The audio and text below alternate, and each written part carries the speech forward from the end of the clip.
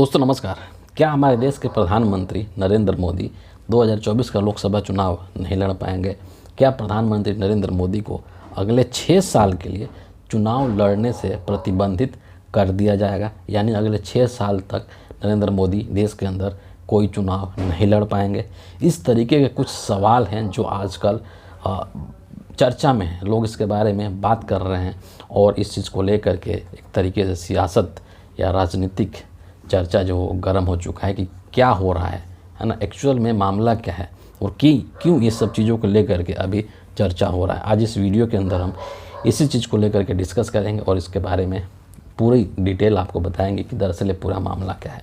अभी तक क्या हो रहा था कि हिंदुस्तान की जो विपक्षी पार्टियां हैं, चाहे वो भारतीय राष्ट्रीय कांग्रेस हो, आम आदमी पार्टी हो, आरजेडी हो, समाजवादी पार्टी हो या बाकी जितनी पार्टियां हैं हिंदुस्तान के विपक्ष की, वो चुनाव आयोग में जाती थी और मोदी जी के खिलाफ शिकायत कर देती थी। शिकायत किस चीज़ का? तो शिकायत इस बात की करती थी कि मोदी जी अपने भाषणों में या अपनी चुनावी जो रैली करते हैं, जो रोड शो करते हैं, ना उसमें कुछ ऐसी बातें वो बोल जाते हैं जो कि चुनाव का जो मॉडल कोड ऑफ कंडक्ट है, जो आचार संहिता है, उसके नियमों के खिलाफ जाता है और ऐसी बातें बोल जाते हैं जिसको कि चुनाव आयोग खुद ना मॉडल कोड ऑफ कंडक्ट का उल्लंघन मानता है। लेकिन विपक्षी पार्टियों के इस शिकायत के बावजूद भी चुनाव आयोग किसी भी तरीके का कोई कार्रवाई मोदी जी के ऊपर नहीं करता था। अब ये जो मामला है ये दिल्ली हाई कोर्ट के अंदर पहुंच गया है और एक वकील हैं, उनका नाम आनंद एस जोंधले बताया जाता है। इन्होंने दिल्ली हाई कोर्ट के अंदर प्रधानमंत्री नरेंद्र मोदी के खिलाफ एक याचिका दायर किया है और उस याचिका को दायर करके उन्होंने दिल्ली हाई कोर्ट से ये अपील किया है कि भारत के जो जनप्रतिनिधित्व कानून 1951 है उसके अनुसार प्रधानमंत्री नरेंद्र मोदी के ऊपर कानूनी कार्रवाई की जाए और इनको अगले 6 साल तक चुनाव लड़ने से इनको रोक दिया जाए, चुनाव लड़ने पर इनको प्रतिबंध लगा दिया जाए। मामला क्या है? मामला ये 9 अप्रैल का है और उत्तर प्रदेश के अंदर पीलीभीत का है। वहाँ पर याचिकाकर्ता ने ये कहा है कि पीलीभीत के अंदर प्रधानमंत्री नरेंद्र मोदी ने हिंदू मुस्लिमों को लेकर के और हिंदू देवी देवताओं के साथ साथ जो सिख धर्म के जो देवी देवता हैं उनके नाम पर लोगों से वोट मांगने की अपील की है और इस तरीके से अपने भाषणों में धर्म के नाम पर या जात के नाम पर जब प्रधानमंत्री नरेंद्र मोदी वोट मांगते हैं या अपील करते हैं तो इससे सामाजिक सौहार्द बिगड़ सकता है, मतदाताओं के बीच में नफरत फैल सकता है, जो कि हमारे देश के लिए सही नहीं है। और इन्हीं आधारों पर जो याचिका करता है वो दिल्ली हाई कोर्ट में याचिका डाल करके दिल्ली हाई कोर्ट से ये अपील कर रहे हैं कि आप चुनाव आयोग को ऐसा निर्देश दीजिए कि चुनाव आयोग प्रधानमंत्री नरेंद्र मोदी के ऊपर कार्रवाई करे और इनको 6 साल तक चुनाव लड़ने से रोक दे। ये बुरा मामला है और इसके पहले high court, Delhi high court में जाने से पहले जो है ये जो वकील हैं आनंद जी, इन्होंने इलेक्शन कमीशन में भी इस चीज़ को लेकर के अपील किया था। इलेक्शन कमीशन के यहाँ भी जा कर के शिकायत दर्ज की थी और इलेक्शन कमीशन को ये कहा था कि भारत का जो आईपीसी है, आईपीसी 153A के तहत नरेंद्र मोदी के ऊपर FIR होना चाहिए और इनको 6 साल तक चुनाव लड़ने से रोक दिया जाना चाहिए। लेकिन पहले की तरह भारत का जो चुनाव आयोग है, इलेक्शन कमीशन जो ऑफ इंडिया जो है, उसने कोई कार्रवाई नहीं की और इसीलिए वो इसके बाद में अब दिल्ली हाई कोर्ट का रुख किए और दिल्ली हाई कोर्ट में इस तरीके का उन्होंने याचिका डाला है। अब दिल्ली हाई कोर्ट इस चीज़ को लेकर के क्या सुनवाई करता है, क्या फ़ैसला देता है, ये आने वाला वक्त बताएगा। लेकिन यहाँ पर मुद्दा क्या है? यहाँ पर मुद्दा है कि चुनाव आयोग, आप देखेंगे हिंदुस्तान के अंदर जो चुनाव आयोग है उसका एक बहुत बेसिक फंक्शन है। उसका फंक्शन क्या है कि एक फ्री एंड फेयर इलेक्शन कराया जाए, एकदम ट्रांसपेरेंट तरीके से, पारदर्शी तरीके से चुनाव कराया जाए, निष्पक्ष तरीके से चुनाव कराया जाए और एक लेवल प्लेइंग फील्ड हो। जब लोकसभा 2024 के चुनाव की घोषणा हो रही थी तो जो भारत के मुख्य चुनाव आयुक्त हैं राजीव कुमार, वो खुद ये बात बोल रहे थे कि हमारी ये जिम्मेदारी है, हमारी ये दायित्व है कि हम सभी पार्टियों को लिए एक लेवल प्लेइंग फील्ड उपलब्ध कराएं। लेकिन व्यवहारिक में, प्रैक्टिकलिटी में क्या ये चीज़ हो रहा है?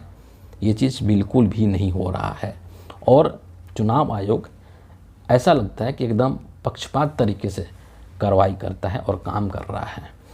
ताज़ा आप एग्जाम्पल लेकर राहुल गांधी को चुनाव आयोग नसीहत दे डालता है कि आप अपने चुनावी रैलियों के दौरान जो है वो सोच समझ करके शब्दों का इस्तेमाल करें, है ना। अभी जो कांग्रेस के एक नेता है रणदीप सुरजेवाला, उनको चुनाव आयोग ने एक तरीके से दंड दिया है, पनिशमेंट दिया है कि आप 2 दिन तक चुनाव नहीं लड़ सकते हैं।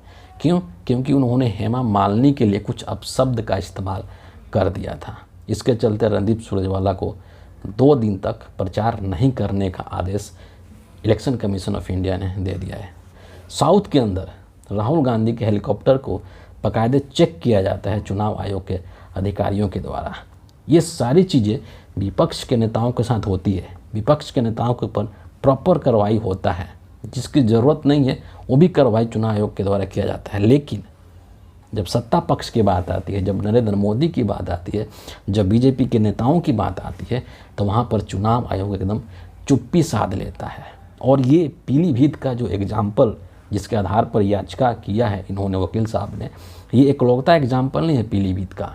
आज के समय में प्रधानमंत्री नरेंद्र मोदी जहाँ भी जाते हैं, कहीं भी रैली करते हैं, कहीं भी भाषण देते हैं, इवन जो इंटरव्यू दे रहे हैं ANI को, जैसे उन्होंने इंटरव्यू दिया था, हर जगह पर वो राम मंदिर का जिक्र करते हैं कि हमने राम मंदिर बनवाया, और कांग्रेस वाले जो हैं उसके उद्घाटन का बहिष्कार कर दिए। इसका मतलब है कि ये राम के विरोधी हो गए, हिंदू धर्म के विरोधी हो गए। सीधे तौर पर राम मंदिर का उल्लेख कर रहे हैं, जबकि चुनाव आयोग ने जो एडवाइजरी जारी किया उसमें साफ साफ लिखा हुआ, क्लियर कट ये चीज़ लिखा हुआ है कि आप किसी भी धर्म के नाम पर या किसी भी धर्म के पूजा स्थल के नाम पर वोट नहीं मांग सकते हैं, लोगों से वोट की अपील नहीं कर सकते। इसके बावजूद नरेंद्र मोदी राम मंदिर का नाम लेने से चूकते नहीं हैं, और चुनाव आयोग गूंगा बहरा बन करके ये सब चीज़ देख रहा है, सुन रहा है, लेकिन कोई भी कार्रवाई नरेंद्र मोदी के ऊपर नहीं करता है। बिहार के अंदर तेजस्वी यादव ने जब एक वीडियो डाला था मछली खाते हुए, नवरात्र से पहले का वीडियो था, लेकिन भाजपाइयों ने, भाजपा का जो प्रोपेगेंडा तंत्र है उसने उसको नवरात्र के टाइम का वीडियो बना करके और उसको भी हिंदू मुस्लिम रंग देने की कोशिश किया कि देखिए किस तरीके से ये नवरात्र के समय मांसाहार करके, मछली करके एक समाज के एक वर्ग विशेष को खुश करने की कोशिश कर रहे हैं। ये बात खुद नरेंद्र मोदी ने भी कही थी, ये बात जो इनके राजनाथ सिंह है उन्होंने भी कही थी, और इस तरह से इसको भी एक हिंदू मुस्लिम रंग देने की कोशिश की गई भाजपा के नेताओं के द्वारा। हर चीज़ को ये लोग चाहते हैं कि धार्मिक आधार पर उसका ध्रुवीकरण किया जाए, और ये अकेले सिर्फ नरेंद्र मोदी का मामला नहीं है। बीजेपी के तमाम नेता इस तरह की हरकत करते हैं, छोटे बड़े सभी नेता हरकत करते हैं, लेकिन चुनाव आयोग कुछ नहीं करता है। यहाँ पे इस बात का भी जिक्र करना बहुत ज़रूरी है कि इलेक्शन कमीशन ऑफ इंडिया को लेकर के भारत का जो सर्वोच्च न्यायालय है उसने आदेश दिया था कि जो इलेक्शन कमीशन ऑफ इंडिया उसकी नियुक्ति कौन लोग कर सकते हैं। 3 लोगों का नाम सुप्रीम कोर्ट ने सुझाया था, जिसमें कि एक प्रधानमंत्री होंगे, एक लीडर ऑफ ऑपोजिशन होगा और एक खुद चीफ जस्टिस ऑफ इंडिया होगा। सुप्रीम कोर्ट के इस आदेश को नरेंद्र मोदी ने बदल दिया, कानून ला करके बदल दिया।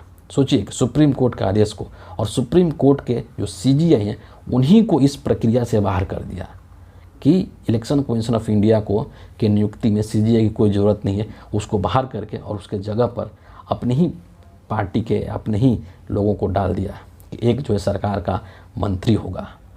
सुप्रीम कोर्ट ने ये भी कहा था कि इलेक्शन कमीशन ऑफ इंडिया ऐसा होना चाहिए जो कि प्रधानमंत्री से भी सवाल कर सके, जो कि प्रधानमंत्री के ऊपर भी कार्रवाई कर सके ज़रूरत पड़ने पर। लेकिन अगर प्रधानमंत्री ही उसकी नियुक्ति करेगा तो वो प्रधानमंत्री के ऊपर कार्रवाई कैसे कर पाएगा? साफ साफ शब्दों में सुप्रीम कोर्ट ने कहा था। लेकिन संख्या बल है ना, लोकसभा के अंदर जो प्रचंड बहुमत है नरेंद्र मोदी के पास, उस प्रचंड बहुमत का दुरुपयोग करते हुए नरेंद्र मोदी ने सुप्रीम कोर्ट के उस आदेश को पलट दिया था, और जो नियुक्ति समिति होती है उसमें 3 लोगों को रखा, एक खुद, एक अपने मंत्री को और एक अधीर रंजन चौधरी को। साफ तौर पर अधीर रंजन चौधरी ने कहा कि वहाँ पर मेरी उपस्थिति नहीं के बराबर थी, ये सब कुछ जो वो पहले से प्लान था कि मुझे किस किस को लेना है, और मेरा वहाँ पर सिर्फ एक मैं मूर्ति के रूप में था, मैं कुछ नहीं कर सकता क्योंकि ऑलरेडी उनके पास बहुमत है। 3 लोगों की कमेटी है और 2 लोग सरकार के हैं, एक व्यक्ति अपोजिशन का है। तो जाहिर सी बात है कि जो लोग सरकार में उनकी बहुमत है और वो जो चाहेंगे वही होगा। तो फिर आप कैसे कह सकते हैं कि चुनाव आयुक्तों की नियुक्ति निष्पक्ष तरीके से हुई है? और फिर कैसे इस तरीके के जो चुनाव आयुक्त हैं वो सरकार के खिलाफ, नरेंद्र मोदी के खिलाफ एक्शन ले सकते हैं, उनके खिलाफ कार्रवाई कर सकते हैं? नहीं कर सकते हैं। और यही हो रहा है, यही हो रहा है इस देश के अंदर। तो कैसे इस पूरी चुनावी प्रक्रिया को हम ये कहेंगे कि ये एकदम निष्पक्ष तरीके से हो रहा है, ये एक लेवल प्लेइंग फील्ड पर हो रहा है जहाँ सभी को समान रूप से मौका मिल रहा है और सबके साथ एक जैसा ट्रीटमेंट हो रहा है? कैसे हम कह सकते हैं? क्यों नहीं चुनाव आयोग की कार्यप्रणाली के ऊपर सवाल उठाया जाना चाहिए? जायज़ है, उठना भी चाहिए, जिस तरीके का उसके काम करने के तरीके हैं।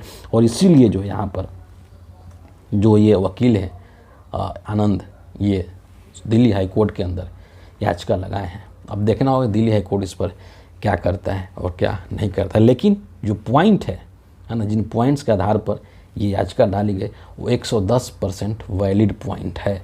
110% वो पॉइंट एकदम सत्य है, जिसको कि इनकार नहीं किया जा सकता है।